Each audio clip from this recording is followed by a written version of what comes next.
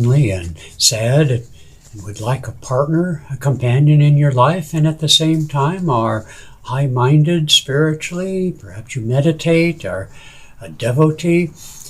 How do we reconcile our human desires, our natural human desires, with our spiritual aspirations to perhaps be beyond all desires? That's the question that I had from somebody in America who emailed in with feeling sad and lonely, and yet at the same time guilty for the desire to want a mate and a partner. Well, this is a very normal human desire. And at the same time, there's lots of people who do have a partner, a mate, and a companion. And after some time or another, they find that it normalizes itself out. In other words, the desire gets fulfilled, and then the soul, if you will, personality goes on to other needs and other challenges.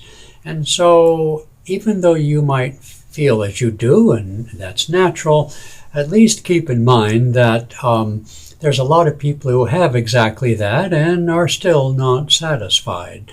However, the question really is how can I have both?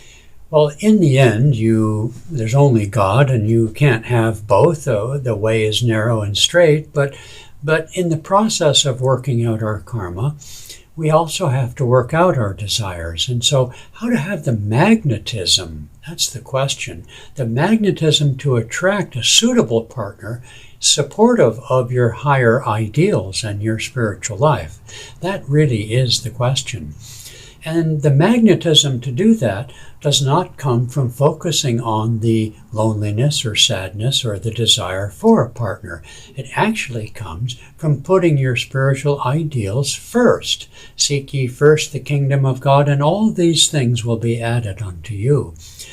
That's maybe not the answer this person wants to hear, but that's the truth of it. We see even in human affairs, if you pardon the pun, that people who are too needy are those who have the opposite magnetism, and potential mates or partners generally are repelled by that neediness, whereas somebody who's strong in themselves and focused on their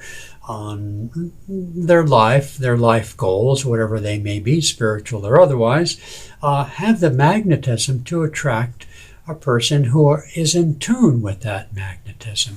So the truthful answer is don't focus so much on your neediness. I mean, you can't help with what you feel, but then redirect your energy towards your meditation, towards your service in the world around you, towards helping other people, to exercise and diet.